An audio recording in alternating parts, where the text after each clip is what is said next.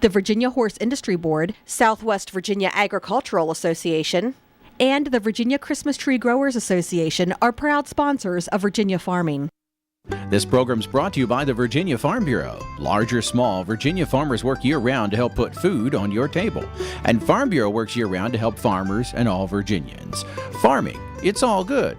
To learn more, go to vafarmbureau.org. Brought to you by Farm Family. Life, auto, business, farm. Nancy Asher, stable owner, visionary, agent of change. Another personal story on farmfamilypeople.com. Farm Family, the people you know. Hi everybody, welcome to Virginia Farming. I'm Amy Rocher. Today on Ag Insights, Kevin Wilson from Backyard Bow Pro joins us to talk about how hunters can help feed the hungry and keep deer from damaging crops. Then we'll talk about wisteria when we join Mark Viette in the garden. And as always, we'll have the Ag Calendar and a Minute in the Field video. All this plus the Ag News of the Week on this edition of Virginia Farming.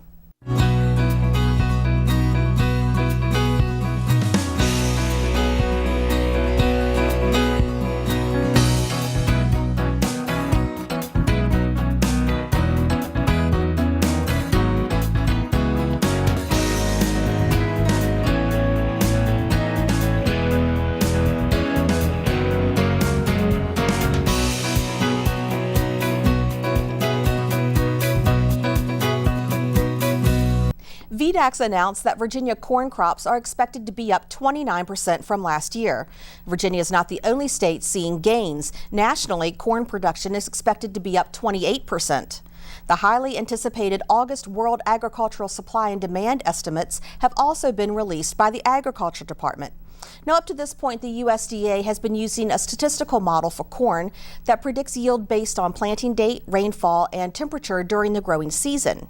The August report through the rest of the year will incorporate farm production information in the supply and demand estimates. August report is projected this year's corn crop to be a record crop if realized at 2.98 billion bushel increase from last year's drought-stricken crop. It's predicted that corn ending stocks will drastically increase, causing prices to decline from an average of $6.95 per bushel last season to a projected $4.90 per bushel this season. Well, the Rockingham County Fair rolled into town last week, and along with the traditional livestock shows, there was a new goat class, the Sunshine Goat Class. The Sunshine Goat Class is a class that was developed for those individuals up to 22 years of age that have developmental disabilities. This is the second year we've had it going, so we're trying to get the word out to get as many participants as we can. Now, they'll come out and see other 4-H and FFA kids show livestock. Well, they might want to do that and never had the opportunity. This is their opportunity to do that. The class started a couple of years ago when several individuals expressed interest to Dale Shiflett, the goat chairman for the open and market classes. Shiflett and his wife Debbie, along with Donna and Lance Airy, helped bring the Sunshine Goat Class to life. None of the participants have to have animals here at the fair. We have volunteers that already have goats here at the fair. They volunteered to help control the goats, bring them to the class that morning. Each participant will be set up with a holder and a goat. It's their goat for at 45 minutes. But we'll also have a judge that tells the participants how to walk around the ring, how to set up the goat. They'll ask them questions. So it's just like a goat show for those folks. Farm Credit of the Virginias, along with several other sponsors, were asked to participate. And Farm Credit Virginias is always, wanting to help youth in agriculture. So it was a perfect opportunity for us to help more youth in the area. So it's just a super effort from a lot of people in the community to allow these folks to get involved in the fair. I mean, last year the kids were just ecstatic. I mean, the parents were about as excited as the kids were. But it was a real joy to see these kids get in there and grab a goat and lead it around, and they were just tickled to death. So I think it's a great opportunity.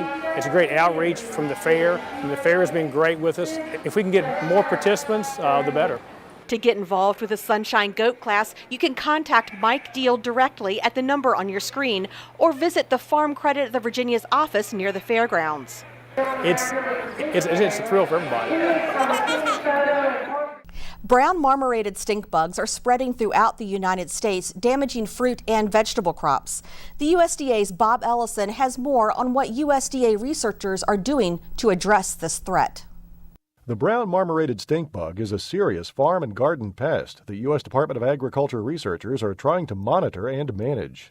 It attacks various vegetable, fruit, and field crops. So apples, pears, and peaches, it's definitely on, especially as they're maturing, unfortunately. A lot of times that damage is hidden until you cut open the fruit, which is very unfortunate.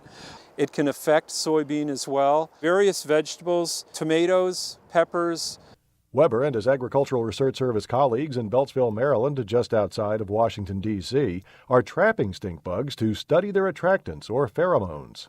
We could use this as a management tool to monitor, to make sure we know where the pest is and how high the numbers are, so we know what we might do about it, but also potentially to use it to trap it out of the crop or near houses where we don't want it to be. 15 years ago, the brown marmorated stink bug came here from Asia, so ARS researchers are looking there for natural predators. And they're mainly these tiny wasp egg parasitoids. They're harmless, they don't sting. Their main objective in life is to find stink bug eggs and make sure that it doesn't end up a stink bug, it ends up a wasp. And just why are they called stink bugs? Weber explains. The stink of the stink bug is fairly similar to cilantro. That doesn't mean you necessarily would want to eat it, and I'm sure that's repulsive to the predators that it's trying to repel. According to the website stopbmsb.org, stink bugs have been found in 40 states and the District of Columbia. Last year, stink bugs did $52 million worth of damage to mid-Atlantic peach and apple crops. In Washington, D.C., for the U.S. Department of Agriculture, I'm Bob Ellison. Thank you, Bob. A 5-year research project that began in 2009 has several Southwest Virginia broccoli growers involved in growing the produce here in the Commonwealth. Now, most broccoli is grown in the western United States, so the first 2 years of the project were focused on whether those varieties would grow well here on the East Coast. Efforts are now ongoing to breed new broccoli varieties optimized for the East Coast's humid and hotter conditions. Officials say there's a demand out there for East Coast broccoli, but the challenge is finding enough growers and land to fill that demand. Other growers in eastern Virginia are already involved in a network of broccoli suppliers up and down the East Coast, and this project is helping to develop a network that's good all year long. Well, too many deer are destroying crops and too many people are going hungry. There are organizations out there that connect hunters with food banks, and one of them is Backyard Bow Pro. That's coming up next on Ag Insights.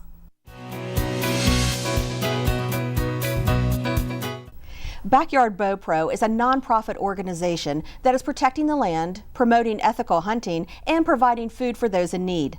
Joining us today is Kevin Wilson with Backyard Bow Pro. Kevin, welcome to Virginia Farming. Hi, Amy. Thanks for having me. I'm proud to be here.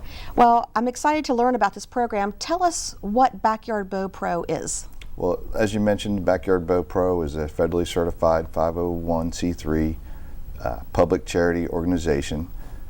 Our mission is quite simply to unite or energize the relationship between ethical, safe, proficient hunters, landowners who want to give back to their community through the donation of venison harvested on their land, and food bank organizations that provide meals for the needy. For example, Hunters for the Hungry, or farmers and hunters feeding the hungry. Mm-hmm. So what develops out of it is a win-win-win relationship for the landowner. If they let a Backyard Bow Pro hunter onto their land to hunt deer, they know they're getting a hunter that they can trust. They've passed a background check to ensure that they're felony free, no sex crimes, no major game violations.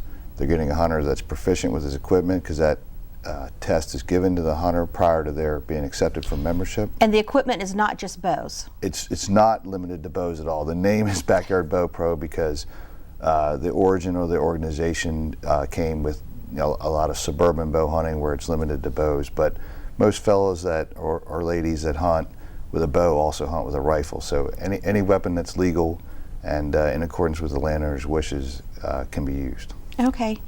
So how did this organization get started? Well, it got started with a realization that there was an opportunity there. Landowners a lot of times have more deer than what they want or need on their land. It causes issues like Lyme disease, crop damage, ornamental and shrubbery damage, car vehicle collisions. So a lot of landowners would like to have less deer on their land, and there's a lot of hunters out there that don't have access to good hunting land. So by certifying the hunters as safe and ethical, it allows the landowners to let those people on their land in good conscience.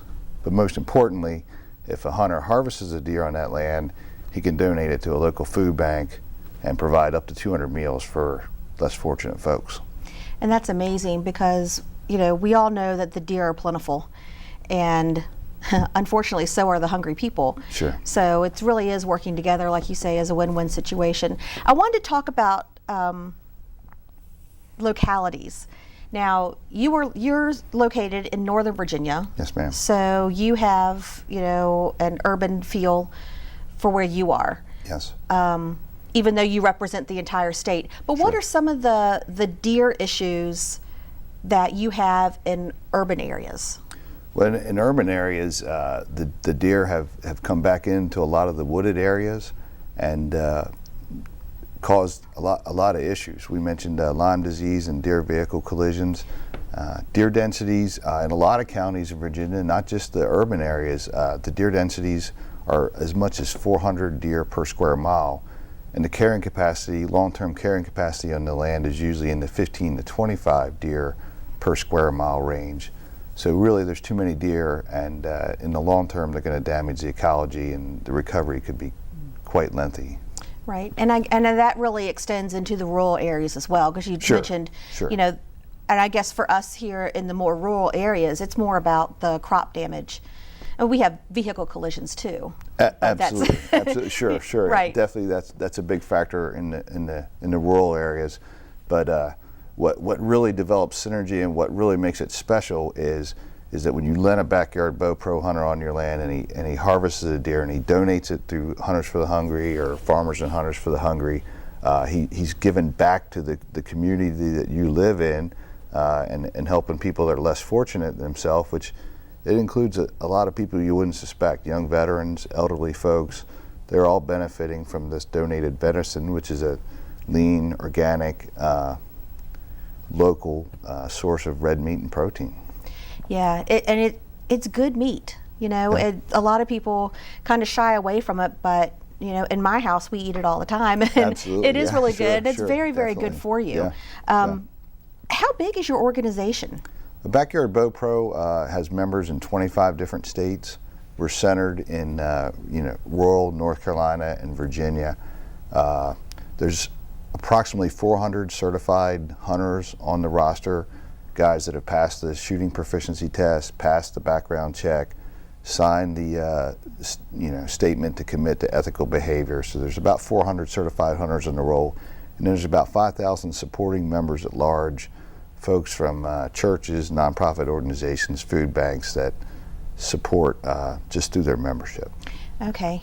Now, I guess all this deer meat is being donated. Mm-hmm. Do you have an idea how much deer meat has been donated through these efforts, the combined efforts from these groups? It's more than what you might think.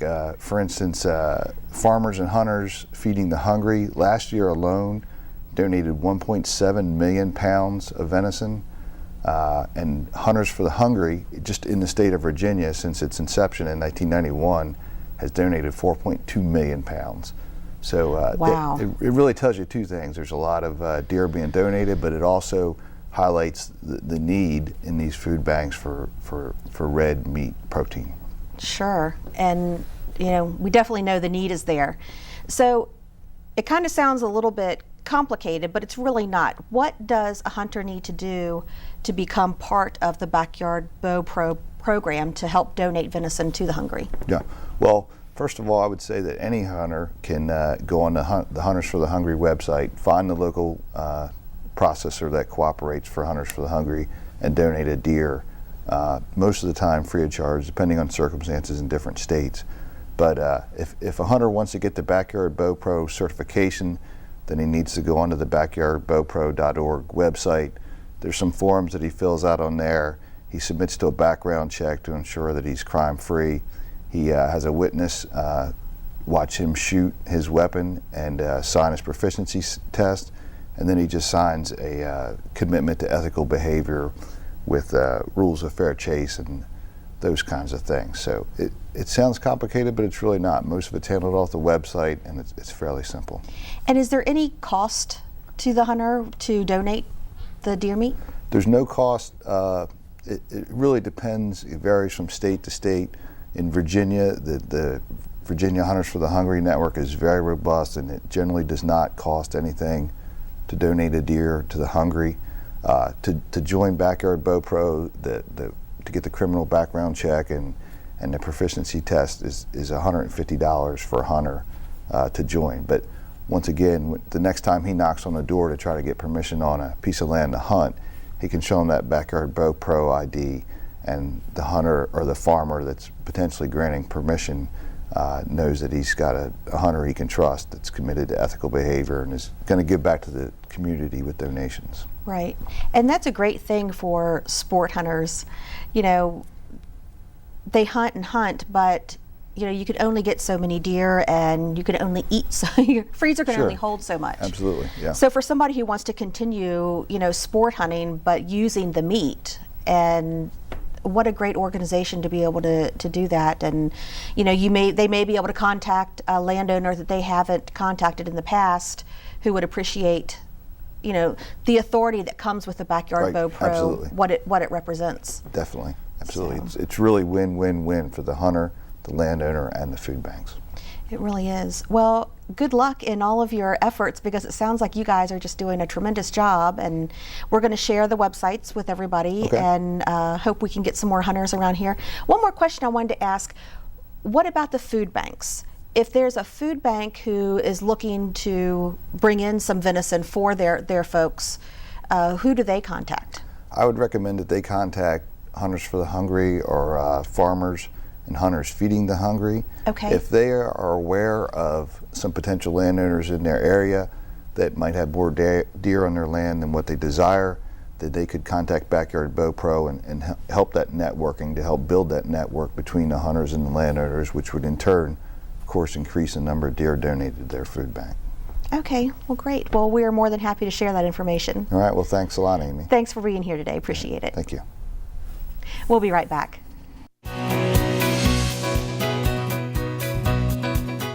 Wisterias are beautiful plants, but sometimes they fail to bloom. To find out why, let's join Mark Viette in the garden.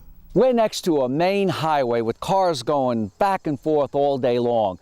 We've sort of let our wisteria just give us a screen and a hedge. We've done very little with it, but many of us might have a home or property where we might, instead of having 6 or 7 wisterias, we might just have 1 or 2 plants, and they never bloom. So when we look to the reasons why wisteria may not bloom, one of the leading reasons is just not enough afternoon sun. They might get morning sun, but not enough afternoon sun. So you want to make sure you get as much afternoon sun as possible. Another thing, if your wisteria is in a lawn, maybe they're getting too much nitrogen fertilizer. So it's producing lots of these growths that are light green, and it's just getting bigger and bigger every year. What we find with wisteria is you might have to shock it into blooming. And by pruning it, you can help initiate budding and then flowering in the spring. It's really not hard to do. You know, a common question people may have is, what about just coming in with my hedge trimmers, my electrical gas-powered one, and just give it a haircut? If you do that, all you're going to end up with is these wispy, young shoots, very little flowering. So I always recommend what is called thinning, and that is reaching in and taking out whole branches. And for example, I'm going to come in and reach in and remove a whole lateral like this. This is a great example of an older lateral, and you will see nice young wispy growth. So if you give it a haircut, all you're going to see is this. But what I'm going to do is, if I left this main lateral on the plant itself. You can look at all the little buds. There's many buds here on this young growth that occurred this year. This is 1-year-old growth. As I said, one way is just to come in here one time in the fall and cut it back very hard, or do that in the spring. But the ideal thing to do is mid-August, tip it back. Again, 2 weeks later, tip it back. And then September, just tip it back like this.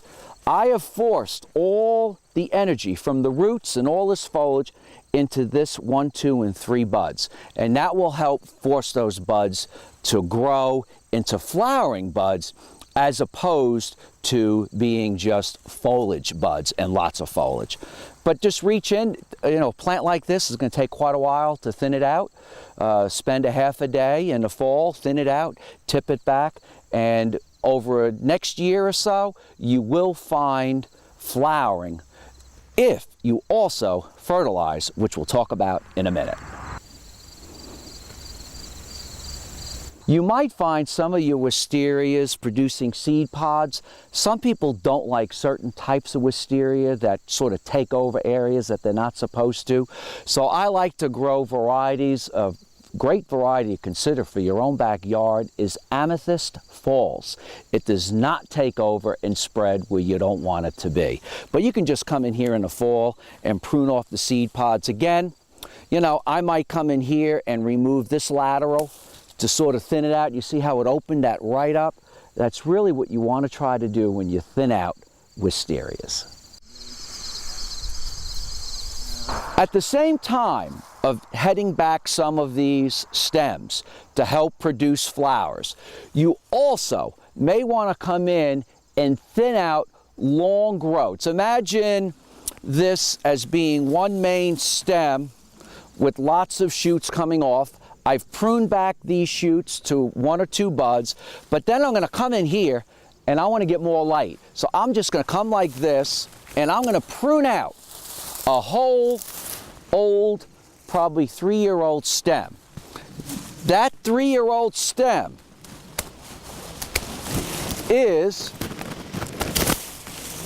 this is really, if you look at this is called a main trunk or main lateral. And I want to come in and remove some of these main laterals and main trunks just to get more light. Now it's going to take time to do that, but I will probably remove 1 out of every 5 main stems. You really don't want to take any more than 20% of the growth. If you take too much of the growth, you're going to get excessive new sprouts, which is really what you don't want. I also recommend feeding it with a mineralizer, maybe something like green sand, and there's many others that have as many as almost 100 nutrients. That will help. So as I'm working through, I'm pruning these all to 1 to 3. It may take more than 1 year of this process, but it won't be long before you have beautiful hanging wisteria blooms on a plant that really has never bloomed for you in the past. I'm Mark Viette. Join me next time in the garden. Taking a look at the ag calendar, Virginia State University's College of Agriculture is sponsoring an organic goat and sheep workshop on Friday, September 6th. Participants will learn about the requirements and challenges of organic livestock production and organic livestock certification procedures in Virginia. Participants are asked to register by August 30th. That does it for our show. Thanks for watching. Have a great week, everyone. I'm Amy Rocher for Virginia Farming.